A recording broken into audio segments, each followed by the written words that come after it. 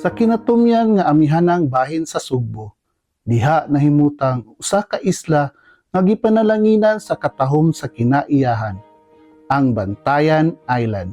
Gikan sa kaytas-an, makita ang haskang ninduta nga baybayon, puti na balas, tin-aw nga dagat, ug ang priskong hangin, murag natural na paraiso. Ang ngalan nga Bantayan nagpasabot, ug bantayan o lookout, kay kaniadto dinhi nagbantay ang mga lumulupyo batok sa mga mangangayaw nga musulod sa kadagatan. Apan karon, lahi na ang gibantayan, dili na ang pirata, kundili ang mga bisita nga nangita og nindot ug matahom nga lugar nga kapahulayan.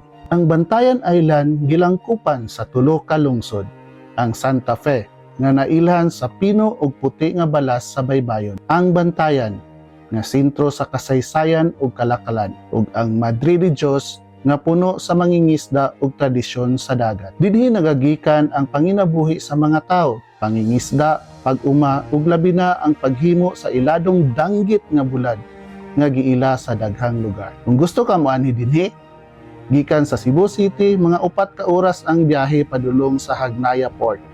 Dayon mo sakay og barge, mga 1 ka oras padulong sa Bantayan Island. Sa matag lupad sa drone sa ibabaw sa Bantayan Island, mas makita nato ang katahom sa usa ka isla nga malinawon ug natural ang hulagway. Ang puti nga baybayon, ang tin-aw kaayo nga dagat, ang hinay nga kinabuhi sa mga tawo naghatag og lahi nga kahimtang, murag kalibutan nga wala nagdali. Ug kung nakaabot ka nga re, basin makasulti usab ka, haskang ninduta gyud di ay sa Bantayan. Ug hangtod sa sunod natong paglupad sa kahitasan mga kastorya, padayon ta pagdiskubre kung unsa kaanyag ang Pilipinas. Carlit Stories po, salamat tungkay sa pag-uban.